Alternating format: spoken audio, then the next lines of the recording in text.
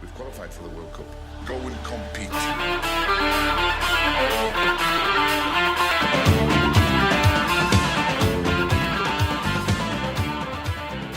Well, I suppose we don't have any football this week, so will we? What will we talk about? It's a good chance, Yeah. I suppose, to catch up on the football that we've had so far, and that will happen next weekend, if it happens next weekend. Yeah. Yeah, good to look back on the league so far and acknowledge Arsenal as the league leaders and nothing else. Sure. 5-minute podcast. Let's go. Come on, you Gunners. It's probably come at a good time for some clubs, though, hasn't it? Like this break in football, because if it's next weekend too that it gets postponed, or some games get postponed because of the Queen's funeral, then it's the international break. So, some clubs might go like 3-4 weeks without a game. I mean, it's all set up to benefit Man United. Is there anyone it doesn't benefit though? In a way, well, United, I say that they're all going to complain because of the congestion, but I don't think any team has been like Arsenal just lost, didn't they? Yeah. But they were robbed, so I wouldn't count it as loss. Okay. Well, maybe it's good for them to like regroup, you know? Yeah. Maybe it's Brighton is the only team that's really benefited. I mean, they just lost their manager. It'd be nice to have a few extra weeks to, get a manager in. Nottingham Forest benefit having 28 new players and more time to train.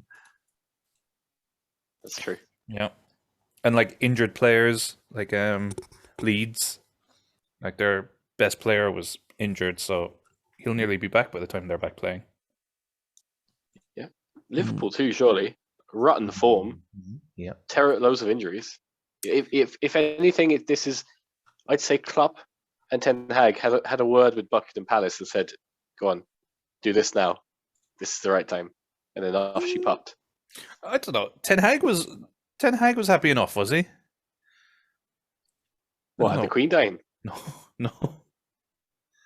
Well, maybe, but I mean, Man United were probably the only like solidly informed team in the league, so to disrupt that isn't great. Yeah, but it was, it was very fluky and lucky the ways in which they won. Yeah, I know. And like normal service was resumed in during the week, getting absolutely battered by, I forget who it even was, some Spanish team. Hammered by him. Yeah. Sociedad. Yeah. That's it. David Silva came back. Oh, yeah. To Old Trafford. Exactly, yeah. Unfinished business. Yeah, I saw a fact that it's like he's played like 7 games in Old Trafford and hasn't lost a single time with any club. Jesus. I mean, a lot of players probably have that record though these days. But anyway. Yeah, I actually don't know where to start. Even just looking at the league, I mean, do we go team by team? Do we talk transfers? It's like there's too much to talk about in this short space of time. Do we have to talk about the Queen dying? I think we did. Well, is that enough? Yeah. Okay. Yeah. Queen dead. I mean, she dead, boy. Yeah, she's gone. Yeah, didn't work out for her. We were in an Irish bar in Spain when the news came through, and the Spanish staff were all like, "Oh my God, what's happening?" And they looked to us and they were like, "Is the Queen dead?" And we were like, "She is, yeah." And we were like laughing, and they were like, "What's wrong with you? Why are you laughing?" Yeah, I was with an English crowd, and it was pretty somber. And all the messages coming into my phone were like, "Yeah, like good night, bitch." It was really hard to keep it together. Jesus. Yeah. Well, with all these postponements now, forget God Save the Queen. It's God Save the Premier League. We want it back. Like, I think it's a bit of a joke that it got postponed. Like, I get the mark of respect, but like the government left it up to each like governing body to make the decision. They're playing fucking cricket this weekend and like rugby as well. Like that's bull. Why do we have to suffer? Yeah. And the year of the World Cup, I mean, teams are only going to be fuming trying to play these games. And fantasy football-wise, it's a nightmare as well. Because you plan your team for a game week, and then the game week changes. And it's totally different fixtures. But yeah. It's a topsy-turvy season, though. Like, Who's on top there? Mannix? Sure. Yeah. Big asterisk next to whoever wins. Yeah, it doesn't count, really, does it? Whoever wins any quarter or in total this year, it just doesn't count. No. Unless I win. Yeah, fair. Yeah, I don't know. Do you want to talk about Arsenal? Oh, they're brilliant.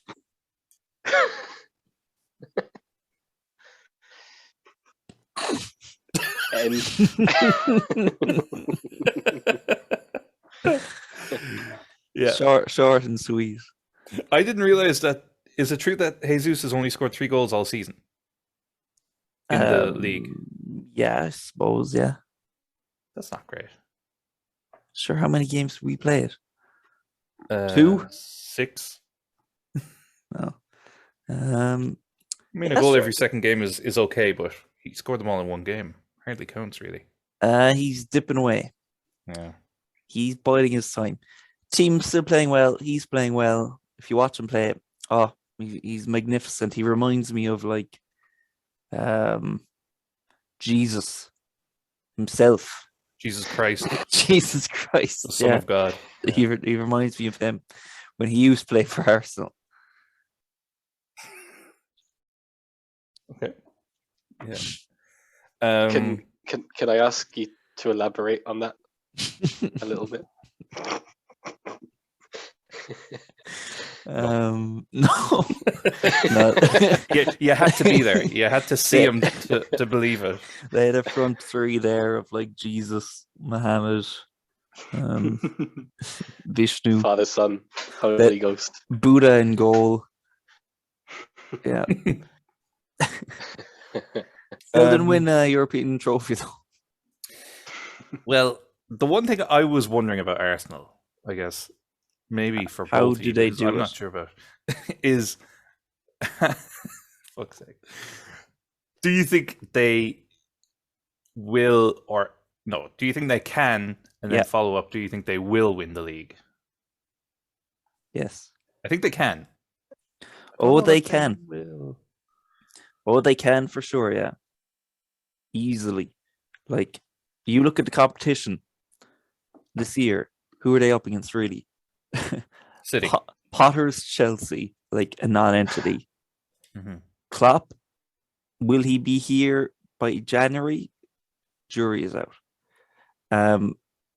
City, not all they're cracked up to be. Man United, sure. And then you have Spurs. I suppose Spurs would be the only real threat to him. Wow. So you think top 2 are Arsenal and Spurs? Yes. Wow. What a show. The hottest of takes. Ouch my finger. U-turn. And you argue like the last time. I mean, I base all my predictions on like empirical data, on what my eyes tell me, what I can sense. It's just the reality of the situation. But I think the only good team, I say good loosely, that Arsenal have played are United, aren't they? And they lost. Palace. Thank you. That was the hardest opening day fixture. Honestly, to go to Palace on a Friday night. Oh yeah. Like, brutal. It's not an easy. Yeah. Sure, absolute battle. Like, yeah. Prepared for war after that. I know. Who the fuck have City beaten? You know? Let me have a look at them here. That's it. Mm-hmm. They beat West Ham. Yeah, big they team. Beat Bournemouth. Who else they beat? They Still drew with Newcastle. Come on now, like top 6 incoming. They had a big win against Palace. Yeah, They beat we Forest, threw it away. non-entity. They drew with Villa. Like, Yeah. come on now. A scrappy Villa side, very, very hard to beat. A well motivated Gerrard team, in I was fairness. gonna say, well managed team. Yeah, Yeah. The thing with City, they're just City the same as every other year. They're going to spank teams 4-5-6-0, and then they're going to draw really stupid games or lose really silly games. But they're still going to win the league by I know. 12 points. Do they have the No. bottle for the league though? No one else does. No one no. else See, does. I reckon to answer your original They- question, that on will Arsenal win the league or can they win the league? And it's yes to both because of this exactly. Is that City in previous years would have beaten the Bournemouths and put like 9 goals past these teams, and then would have just clung on to draws against the likes of Liverpool, Arsenal, Spurs, and United over the years, which in the end didn't really matter. But now there are 4 or 5 teams that on any given day can beat each other, can beat City, and City are already dropping points. And they're not dropping them to those teams, they've dropped them to Newcastle. Okay, they're a better team. But Villa, no excuse. No excuse to draw with Villa. So that's why I think Arsenal will win the league. They have Wow. no squad depth. They have nothing. Take Haaland out of that team. What are they? You know, they have about the same kind of squad as Villa. Yeah, I kind of agree. Actually, I think it was just you and me on the podcast when we were talking about that, Flynn, and we were saying like dropping Zinchenko and Sterling and Fernandinho and Jesus. Like those are 4, definitely 3 key players for them that they dropped. Yeah. Maybe 2, but 2 other strong squad players. Yeah. And they didn't really replace them. They just brought in Haaland, and that was it. Yeah. Oh, fucking Calvin And Alvarez. Phillips. Waste of money on Calvin Phillips. This guy. Oh, yeah. Mid-table player. Yeah, you're mad about him in an angry kind of way. They have a lot of mid-table players in their team now. John Stones starting every week. Jack Grealish. Kyle This new Walker. defender who I've never heard of, can't pronounce his name. Nathan Ake. No, his name is a bit like Ake, but Yeah. But Oh, the 3 players that- Akanji. Akanji, yeah. Oh yeah, this Like the guy 3 players- Dortmund. Yeah, trying to get rid of him for years. He's rubbish. but Stones and Grealish and Ake, they're about 2 seasons out of the championship. Yeah. Yeah. They're it's they flatter to deceive. They flatter to deceive, is right. It'll The all come tumbling down. The wool has been pulled over our eyes by Pep, I think. He knows what he's doing in that sense, not a managerial sense, but he knows what he's doing. Mm-hmm. He's good at a bit of chicanery, like a bit of bamboozling. He's very good at the bamboozling. Yeah. Oh, he could bamboozle the hind legs off a donkey. He's a master of mischief. Yeah, he is. MOM. Mom. Does that answer your question, Adrian? Yeah. No, I'm thoroughly satisfied that Arsenal will win the league. Yeah, Unless Liverpool have anything to say about it. I was going to say, they don't, do they? No. Adrian? Chelsea will struggle for top half. Yeah, I do. See, I feel like Liverpool lose or don't win 3 games, and then I come on the podcast and I go on a big rant about it. But it always seems to help, so I think I'm going to do that. Oh, fire away. Where to start? It's been a long time coming, really. It always feels that way, though. Oh yeah.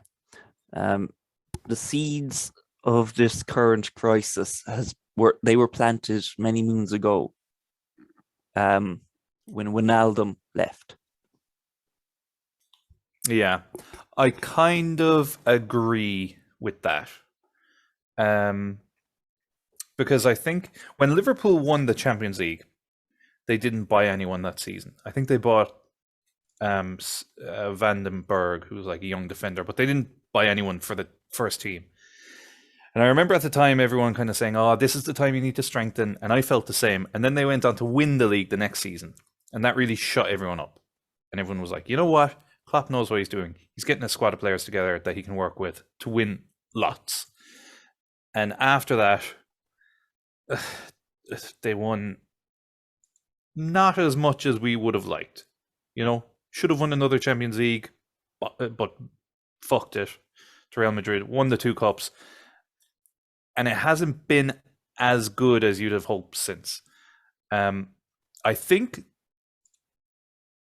what we're seeing at the start of the season is a result of a few different things. It's not strengthening the squad at the right times. So when they won the Champions League, should have brought in someone else. When they won the league, should have brought in a few more players. They're only bringing in players now to replace some of what they've lost. Connor, you're right. They never replaced Wijnaldum. They kind of did with Thiago, but it's not the same because Wijnaldum played every single game nearly, and Thiago plays like 2/3 of the games. They lost Mane, and they've brought in Nunes, who isn't like for like, but the argument is there that Mane was playing centrally last season. But the problem is the depth. And when you look at the squad, it should have the depth. But James Milner doesn't even count as a squad player anymore. He's gone. Chamberlain is never fit. Keita is never fit. So all these players, straight away, those are 3 potentially starting midfielders that just you have to disregard entirely. So that's 3 midfielders. Curtis Jones shouldn't be playing. I mean, Elliott should be someone coming on for the last half hour, 20 minutes to give him game time, not starting the first 6 games of the season. They brought in, well, they got rid of Nico Williams, which looked fine, and they brought in this guy, Calvin Ramsey. Haven't seen him. Andrew Robertson should not be playing every single minute of the season anymore. Van Dijk is past it. Gomez isn't good enough. Matip is injury prone. Kanate is probably the best of the lot in as a whole package, but now he's picking up injuries. So you're looking at Luis Diaz, who was excellent, Salah, who's been off the ball since AFCON, and Nunes, who has been banned for a few games, and Jota, who's another sick note. So like on paper, the squad is amazing, but half those players need to be shipped out at this stage. Most of them are the wrong side of 30. Why it wasn't done gradually, I don't know. I don't know why James Milner is still there. Chamberlain, I don't know. But I do think having such a grueling season last season and then losing or falling at the final hurdle against a Madrid team that was there for the taking has shattered this team's morale. I think if they had won that Champions League final, it would be a totally different story. But I think the cracks are showing. And I don't want to say it too loud, but it kind of reminds me of Klopp at Dortmund a little bit.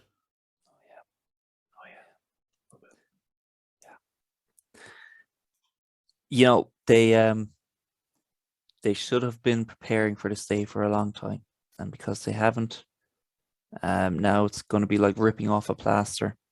A lot of open heart surgery required in this team now, and it saddens me to hear even a Liverpool fan say that Van Dijk is past it, because he was the greatest defender to ever play the game, and now what is he? He's a bin man. Yeah. There's all this talk of like intensity in the way Liverpool play, and even their assistant manager brought out a book called Intensity before the start of the season.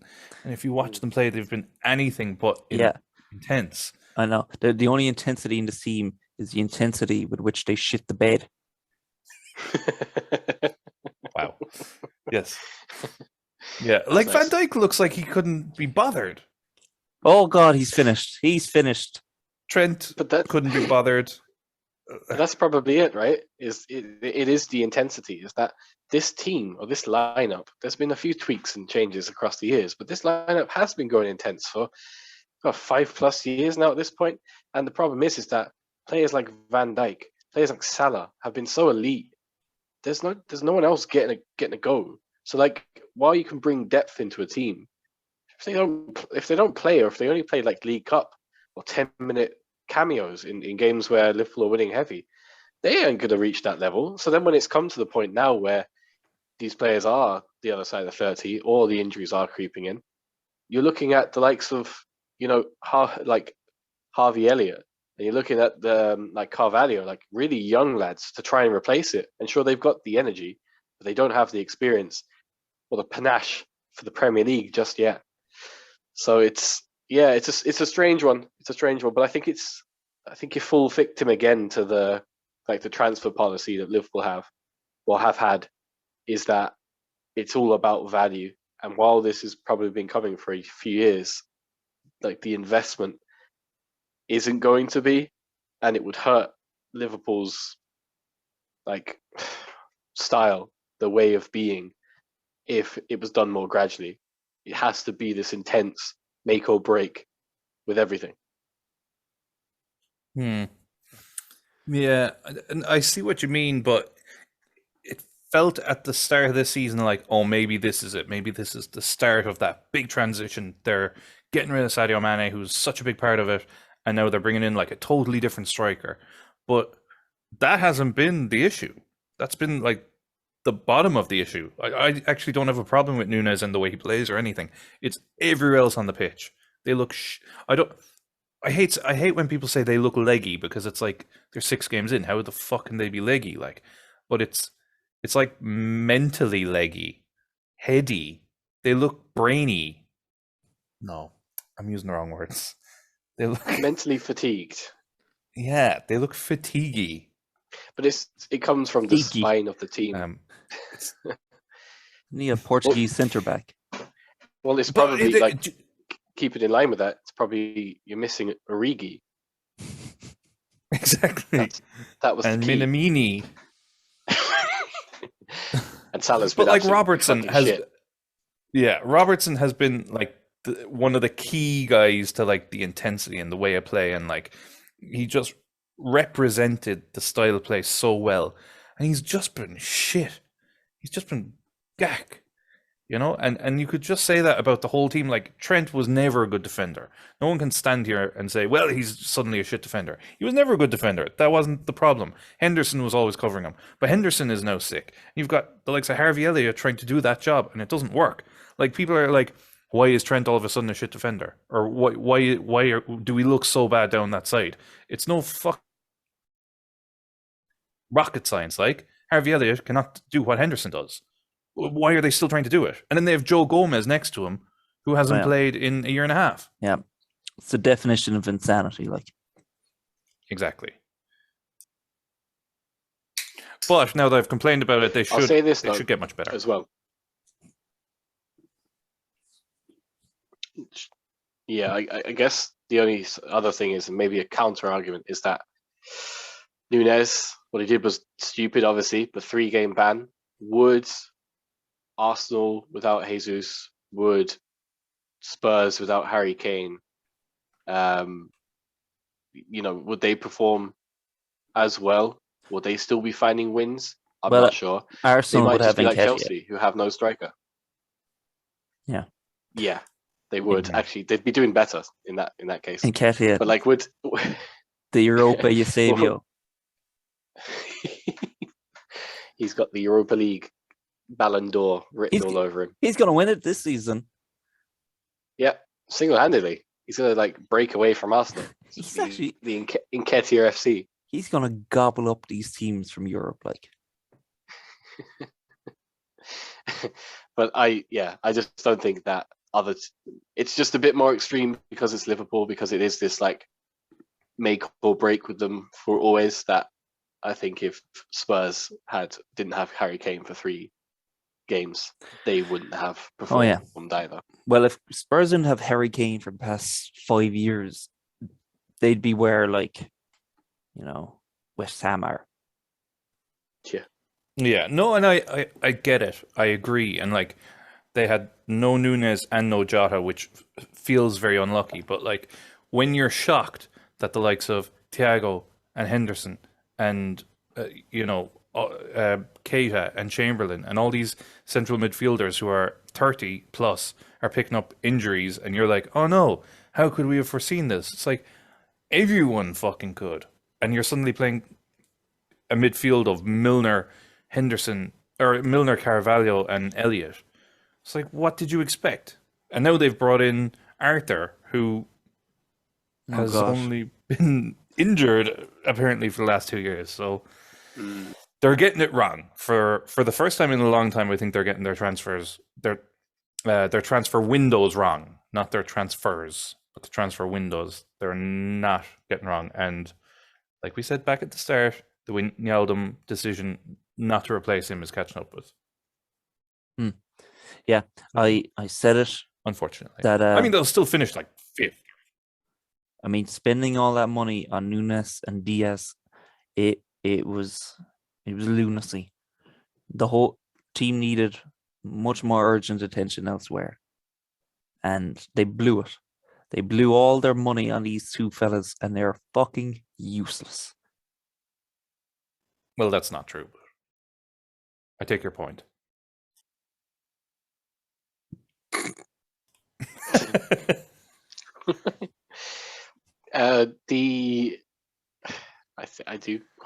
I've quite enjoyed the Chelsea demise, like Tuchel going away to Zagreb and losing, and then getting the sack after being given £300 million for this squad this season.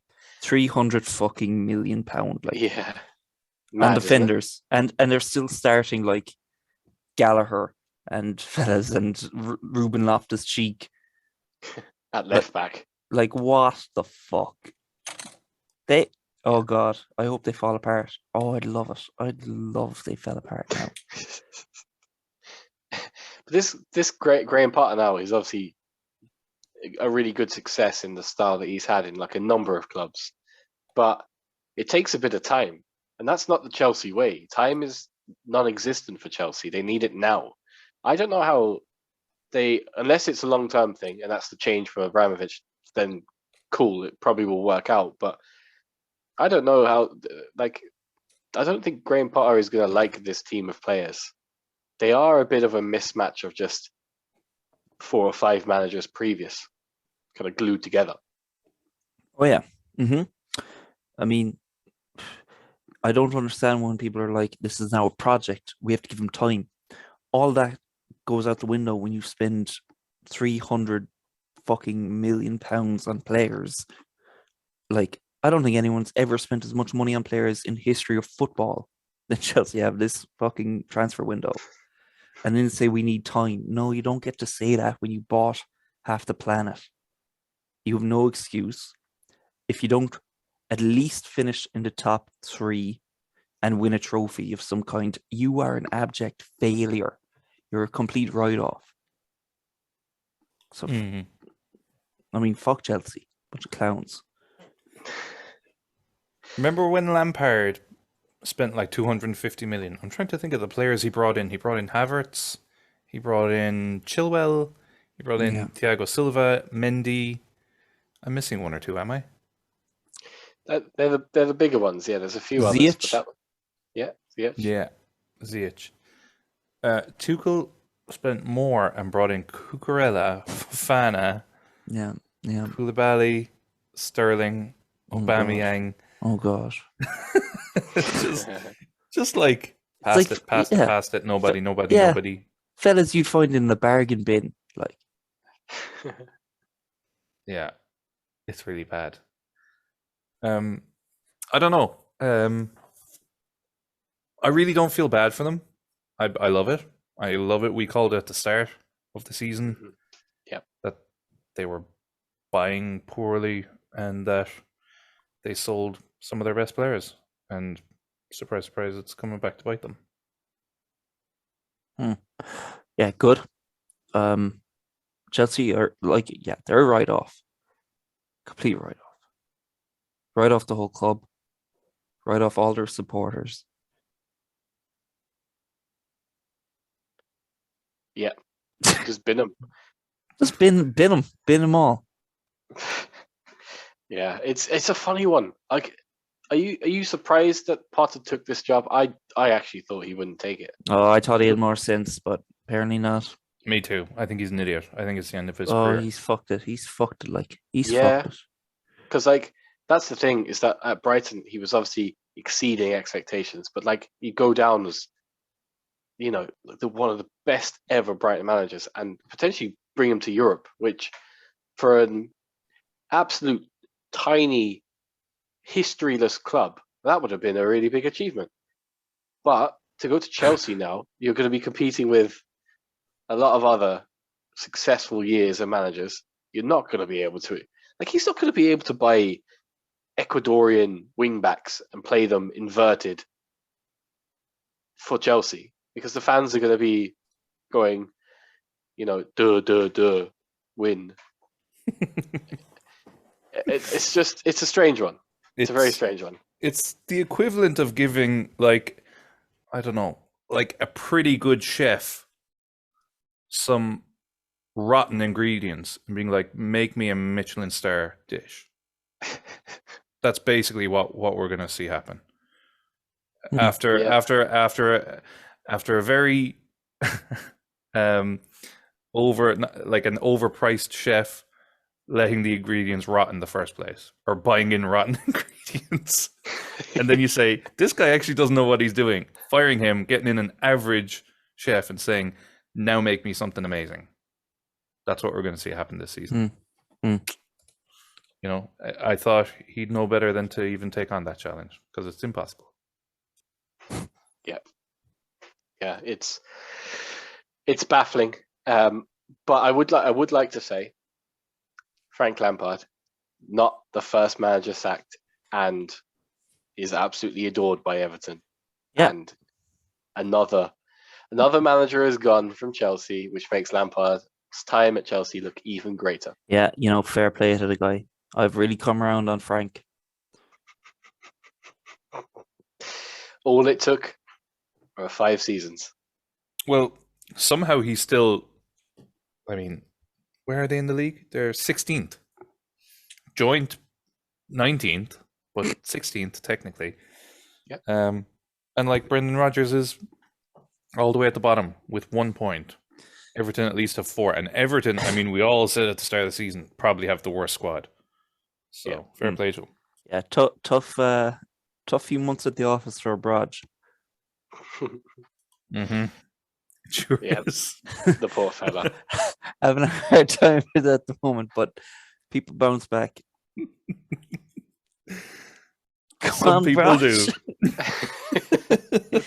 Hang in there. Come on, David Boys, who is also 18th on 4 points. You both backed the wrong men. Oh, God. Look, it's just about who backed the least strong one, really. That's very true. Yeah. I know, what happened to those two? Fucking hell. West Ham and Leicester are meant to be like 6th and 7th. Yeah. But like I've watched a bit of West Ham. Like I wouldn't put it down to Moyes. I mean the transfers that they can get are not great, really. But like Jesus wept. Like Mikel Antonio, what happened that he was able to score like 20 goals or something at the start of last season? Because the guy clearly isn't a football player and he's been not. putting us. Yeah, he can't play football. Jesus wept. Yeah. Jesus wept. He did indeed. But West Ham always have this ability to bring in like players that are nearly class, but they're just a couple of levels below class. Like Lanzini, fucking Bornells. They brought in another guy, Yarmolenko. Paquet or something. I don't know what his name is. He's some Brazilian lad. Yeah. Nobody to me, but he's in the Brazil squad, I think. So Yeah. I'm so happy as well. That could be wrong, by the way. But, I'm happy that the Cornet signing has gone down the shitter as well, because Palace were linked to him, and it was like, if he can't do much with a relegated Burnley team, how is he warranting this fee? But anyway, How much was he? Them. He was like 200 billion or something. Yeah, close to. Yeah, Okay. Cool. depends on the currency. It was the GDP of Cuba here spent on this fella. Yeah, hit on. Grant, I actually had a quick question for you, lads. And I think that my answer will differ to both of yours. But if you had the choice, would you rather win the Champions League with your club or win the World Cup with your country? Win the World Cup with my country, like by Yeah. far, Has to be. Yeah. by far. Yeah. Just because it's so rare that Ireland would win, right? Like I'd say a World Cup is worth like 5 Champions Leagues. Mm. Yeah. Like imagine the crack if Ireland won the World Cup. I'd say we'd get a week off. Yeah. The country, it would be bedlam. You would Whereas be a legend forever, like, yeah. And like the Champions League is great, don't get me wrong, but it's like everyone, like it wouldn't matter who, but all your mates will be celebrating winning the World Cup. We'd all be together in it. Whereas, Liverpool win the Champions League, great, but half my best friends are still like, well, yeah, but you're still shit, and it's like you can't just sit and enjoy it. So I think Ireland winning the World Cup would be maybe one of the greatest moments of our entire lives. Predictable. Right. What would you say?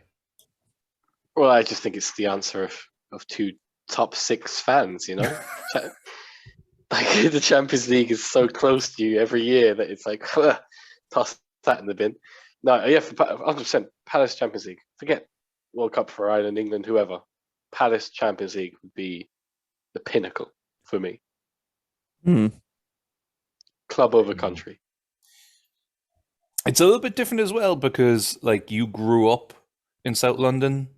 Like, I guess, I don't know. Maybe you just love your club more than we do. Maybe. We'll put that to the test by this question. But I mean, it would make sense. I mean, I have no affiliation to Liverpool. I like Liverpool as a city. I know. It for, percentage of my life, but I mean, it's like a TV show to me. Like, yeah, like you're more South London than you are English, if that makes sense. Yeah, 100%. Yeah, but like winning the World Cup with Ireland would be crazy. Of course, it would. Like that would be fantastic. Can you imagine? They'd have to do a reeling in the year special for just that tournament. If you ever won it. But no, Palace winning the Champions League for me, hands down. Yeah. Yeah, it's fair. Neither will happen. No. Yeah, because I was even thinking if Ireland got to like a World Cup like final, and then I was thinking even that's unrealistic. Like semi-final, still not realistic. Like quarter-final, is that realistic in our lifetime? A finals at this point would be pretty good. That's it. Yeah. A quarter-final in our lifetime is not a crazy thought. No, it's realistic. I don't expect it, but yeah, but I mean, we only have to go back not too long. I mean, the 90s, where Ireland achieved that, and the 2000s weren't too unkind for Irish football either. And those days will return. They really will. I hope so. I'm not confident right now, but we'll see. At least we're good at rugby, Oh, forget that. Does that even count? In what context?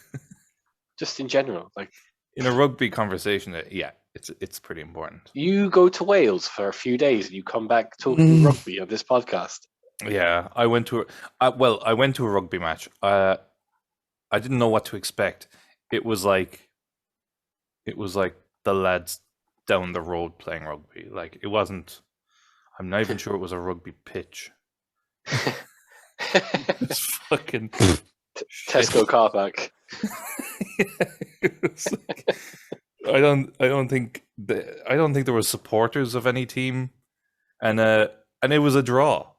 I'm not even sure it was rugby. Actually, now that I think about it, Were you just watching the crackheads in Swansea? Yeah, was there a score? Was there like there was. It was 34-34, but it was so like one team just had a kicker who was shit hot. I think they scored like 2 tries, and the rest were kick or penalty kicks. And then the other team scored all their tries and missed nearly every kick. I think they got 1 kick, maybe 2, out of like 12. It was just shit, like bad. Like I don't know, maybe because I don't like rugby, but like at least bad quality football, I can appreciate something in it, even if it's appreciating the hoofball aspect of it. Whereas bad rugby is just literally guys throwing balls at each other and fumbling it, and then the referee saying knock on, and then the next team does the exact same thing, and then the next team does the exact same thing, until eventually a scrum collapses somewhere and the referee just points one way and then they kick it wide. Like that's literally it for 80 minutes. It was fucking shit. Yeah, that was one of my days of my trip to Wales. Very nice. We, like myself and Flynn, could have told you that before you even went. That's how they go. Yeah. Well, I know now. If anyone ever says you want to come watch me play a rugby match, just say no, thank you. Just go to a zoo or something instead. Yeah, Speaking of which, okay. Sorry. actually, fucking hell, yeah. Went to this zoo thing, and it was like a rainforest zoo. So it was like all indoors, really hot, kind of weird, but like lots of lizards and snakes and stuff. They had a fucking bird eater tarantula. Ooh, Have you seen those things? no? big guys, right? Oh my! They're like the biggest tarantula in the world. Now it was obviously like in a box, but I swear to God, like it wasn't flat out or anything. But I think when they're flat out, they can be like the size of a dinner plate. They are massive, like bigger than your hand by a great deal. Oh Lord. I would say maybe like 10 inches, like span, something like that. Holy fucking shit. Now, not really that scary because it's just in a box, not moving. But if you could imagine it outside of a box, running at you and eating a bird, it's pretty scary. And that also made me want to say it's spider season now. Oh God, yeah, I saw. Yeah. There was there's a one in few. my room last night. It's the biggest fucking spider I've ever seen Oh, in the wild. Holy they're getting shit. bigger. They're It- getting bigger. Like it was the first time since I was a child that I got spooked by a spider because this was like I could hear it. Like, Oh, That's bad.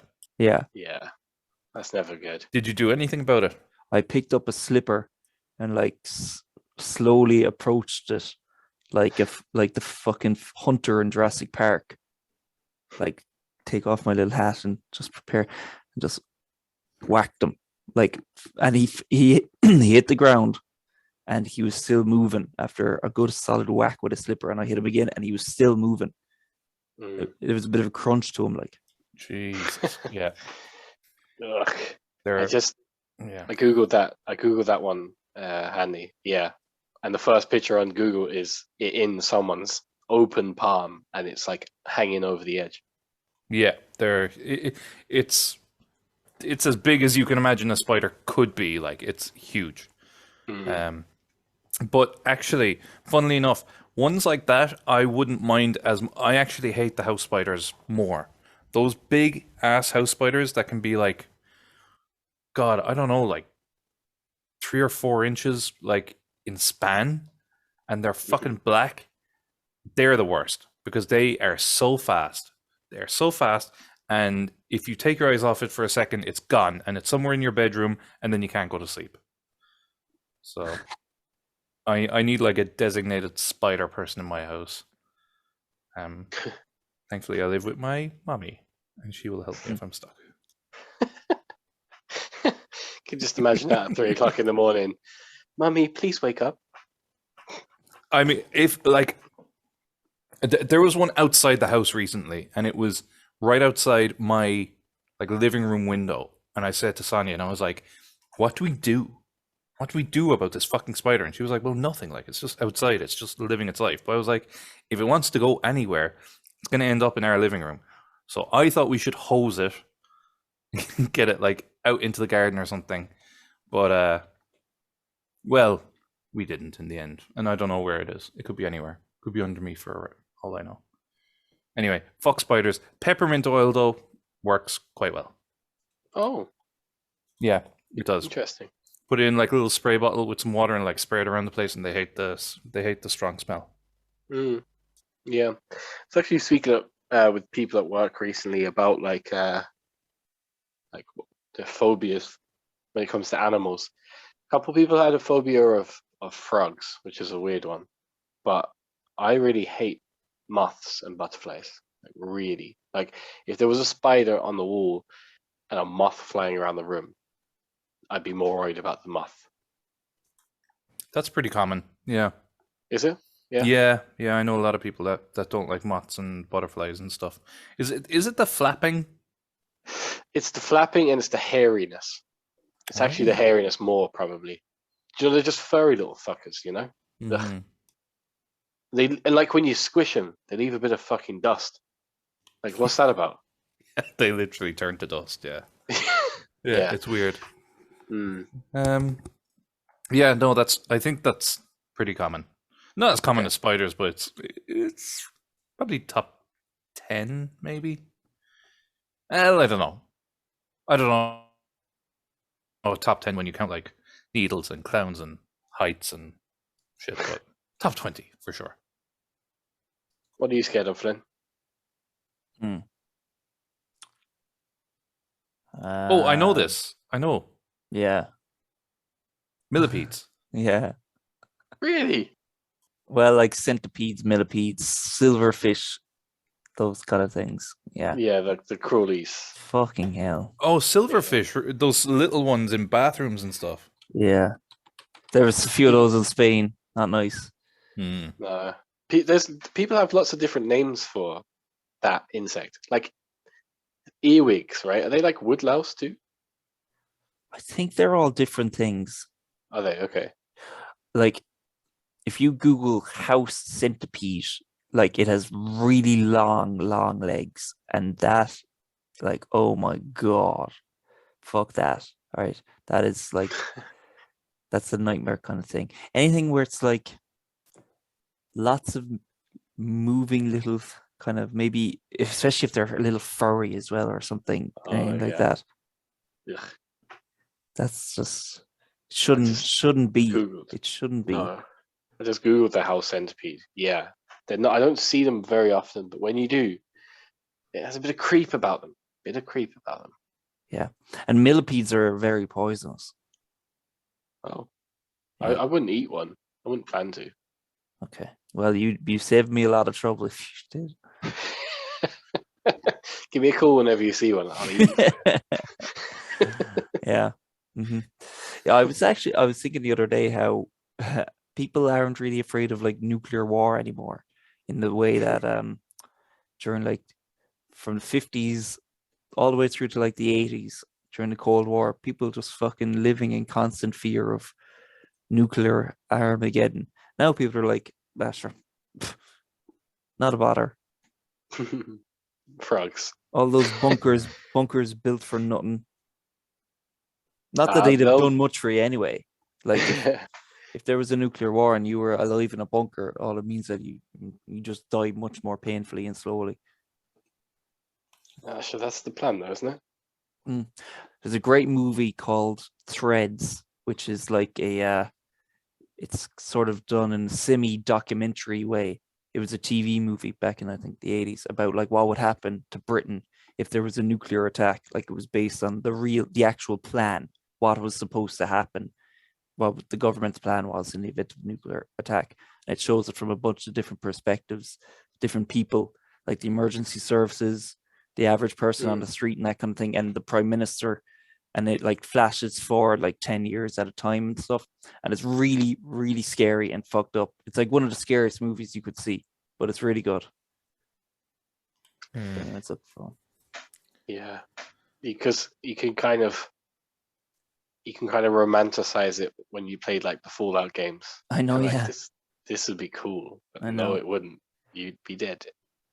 Fallout is such a unique like style of the whole idea of Fallout. So weird. Like it's like 1950s post-apocalyptic sci-fi with a bunch of comedy. Very weird, but I like it. Yeah. Love it. Yeah. Yeah, definitely top 5 games. Mm-hmm. Yeah. Did you ever play the old ones? Like the original ones? No. Yeah, I haven't either. They're like 2D, weren't they? Yeah, Bit I like know. GTA, where they Yeah. kind of just evolved. I know people swear by them, but I feel like if you didn't play games like that at the time, you're not going to like them now. Yeah, that's the thing, isn't it? Yeah, people always get pissed off when it's not like true to the original, and it's like there's a reason it's blown up in popularity now, though. So Oh yeah, relax. Yeah. sure. Speaking of- I'm still playing Skyrim. I'm playing Skyrim right now. It's on my Steam Deck in the corner there, literally. Committed to the podcast as always. I'm not playing it. It's on. It's But over you there. want to. I can hear the You- music. Yeah, You can play it. It's okay. I'm not going to play Yeah. it. Right now. Tell us what you're doing. Yeah, Oh, play I through. I just finished the Mages Guild, which is a bit shit to be honest. The Mages Guild was a bit shite in that game. What was the name of the mace in that game? It's like it's one of the better weapons in it, but it's like the mace of something. Mace or- of Molag Bal. Yeah, Molag Bal. That's it. And is it green or something? Yeah. I remember that. Yeah, It's just absurdly big and thick as well, like completely Yeah. useless as a real weapon, but yeah, God, what a game! Yeah, fucking hell. great game. I mean, fucking mods make that game, take that game from being good to like could play forever. Yeah, I've heard that alright. And Oblivion. Did you play Oblivion? Oh yeah, I was mad for Oblivion. Yeah. Like, and I was put off for so long because it looked boring to me before I played it. Like the graphics looked boring. The front cover of the game looked boring to me, and all the art and stuff. I was like, that just looks like a shit Fable. Then I ended up playing it and played it for like 1,000 hours. Yeah. Did every Fable. single thing, went to every location, played every quest, probably twice. Yeah. Oh, and then my save game got like corrupted or something, and I was into that. No. Yeah. God, I remember that used to happen all the time. Yeah. Like every Yeah. fucking game. Mm-hmm. It would Oh my really God. ruin it. Yeah, it would really, really ruin it. Yeah, I was like a 16-year-old and I felt like crying. And I was like, I can't cry because I'm a 16-year-old Yeah. boy. But like, oh my God. Mm. Corrupt game files were the worst. Mm-hmm. Yeah, it was even worse when it was like the old PS2 or PS1 with the SIM cards, and it was Yeah. just the SIM card's fault that it didn't save. Like that was, Oh, the memory cards. Yeah. yeah, the memory cards. Sorry, not the SIM cards. Yeah, that was gut wrenching. Yeah, I remember you'd have like 3 like different memory cards and you wouldn't know which one went for what game. Oh my God.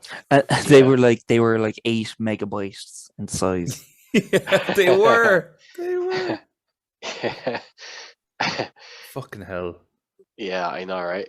And the sound off them too. Like Yeah. you think back, the PS2 had not like an industrial fan on it. Mm. God, it's fucking crazy to think about actually 8 megabytes. Because only a few years later, then like fucking Xbox and PS3 had like 20 gigabytes or 50 gigabytes by default hard drives, which was fucking insane to me at the time. I was like, I'll never need 20 gigabytes for anything. Yeah. No, our phones have what 64 usually, Yeah, isn't it? now? yeah. Mad, isn't it? Christ. Insane. Crazy bit of business. Do you know? I think you said it there, Adrian, about like something not staying true to like the lore or whatever. I don't know if you guys have any interest in it, but have you seen the new Lord of the Rings series, like Rings of Power? Nope. Either of you watched that? No. I watched it, yeah. I think it's okay. It's exactly it's met my expectations, but people are going ballistic about it. Like, it's terrible. Here, yeah.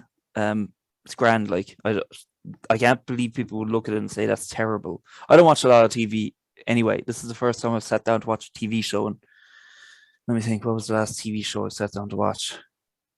Sopranos. It's probably Breaking Bad. 10 years ago. Mhm. Has there been anything in between?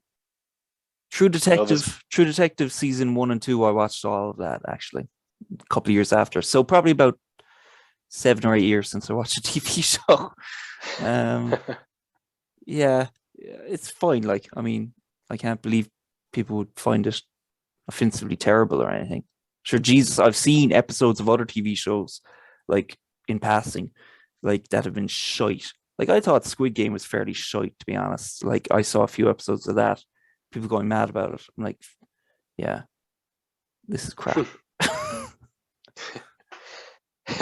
Yeah, ultimately at the end, I was like, oh, this is kind of what we expected. But yeah, I think that since maybe it was Breaking Bad, but definitely since Game of Thrones, people just think that there can't be any plot holes. Every script has to be perfect. Every character development or every actor or actress has to be like exactly as they expect, or Reddit just goes on fire. Like, it's only like 3 episodes of this Rings of Power, and like it's been kind of cool seeing a bit of the backstory and like Yeah, a different look at things. And like, I don't know, people are just weird, aren't they?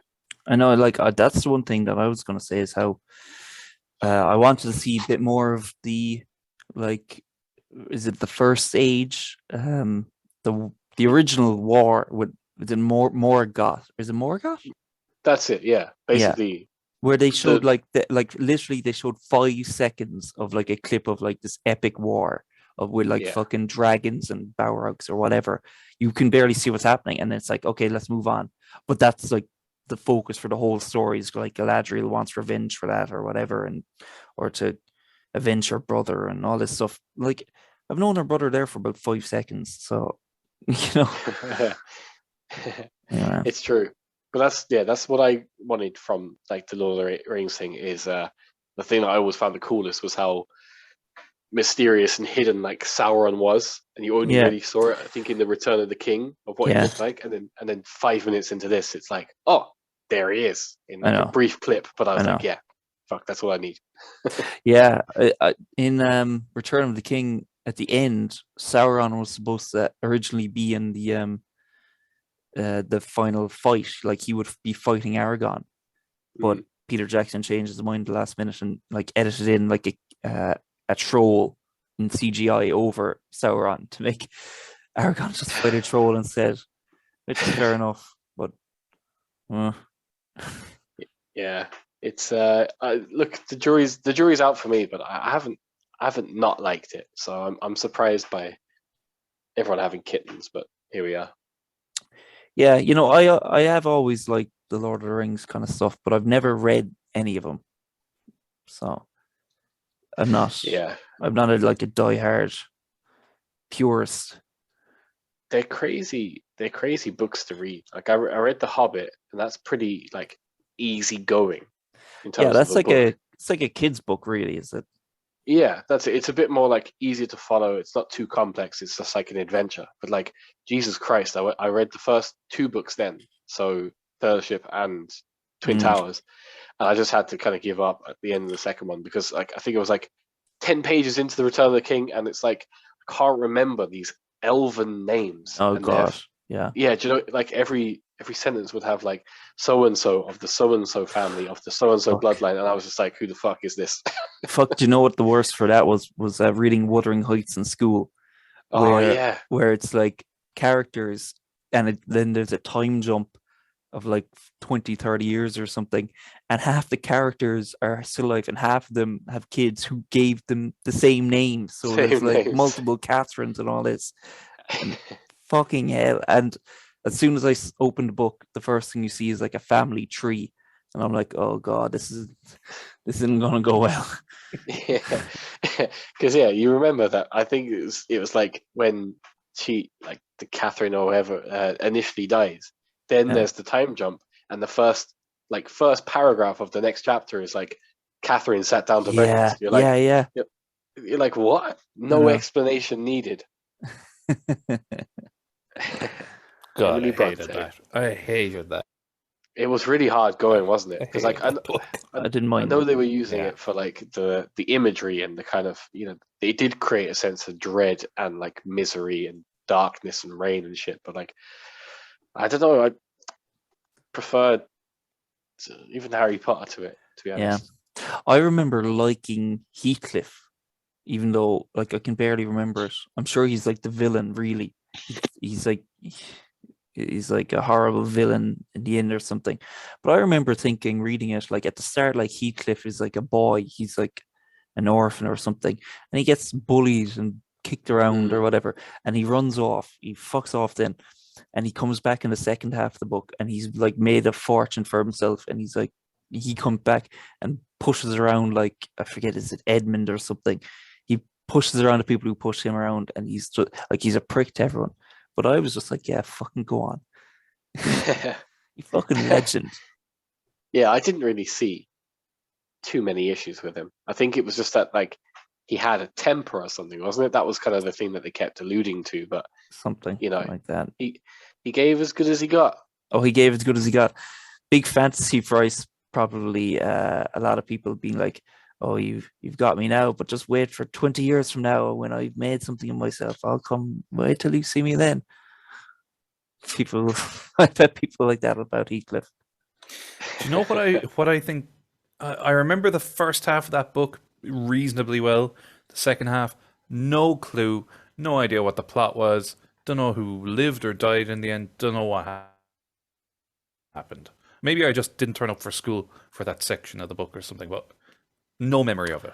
Wasn't like the whole story being told as a flashback by someone else to someone, as like they were telling them the story? Yeah, and it was like the initial question was, what place is this? Or someone had visited as a guest and had asked about like the history of the house or the family, and one of them just went off on this. I know you went off 300-page tangent. Yeah, just be like, oh, it's a lovely place. Yeah, your room's upstairs. That's what I always think when it's like the stories. It's like it's someone telling the tale. It's like, how long were they sitting there talking? 3 years later, but that's why if I remember the book correctly, the first half is like the build up to the romance, and then the death, and then not being able to go on, and then it was the children and how that tied in, but it didn't really tie in, or it wasn't really as memorable that it ended, but it didn't have like an ending. Yeah, more or less. It was the same, right? Yeah, they just continued on. I mean, if it wasn't for the Kate Bush song, I'd probably have no recollection of what happened. And even then, fuck knows what's going on. It's just she's become Kathy. Yeah. And Kate Bush done well for herself now again with the Stranger Things song. She done well, yeah. Yeah. She's like the Gabrielle Jesus of the music world. She is, yeah. Do you know what? It's the most annoying thing, but like sometimes with work, I have to like Google run speed test or run broadband test, and the first time I did that, I accidentally clicked on the first hint. You know, when it fills out your answer, and it was running up that hill. So every time I type in RUN, I'm reminded of that song every single day. And it's not the lyrics; it's just the little do do. Oh yeah. Do, do. That's how you'll torture me if anyone wants to know. Face me at WrestleMania, Undertaker. All that Vince McMahon stuff died down. Oh yeah. Sure, he's gone. Yeah, I mean, gone for got out. Got out before he was pushed out. Like the Queen. That's it. The time is coming. You surround yourself by pedophiles, you're gonna get your get what's coming to you. A lot of parallels. Just imagine the Queen like running into the ring and like pulling her groin. Yeah. She had to cut a lot of promos in her time.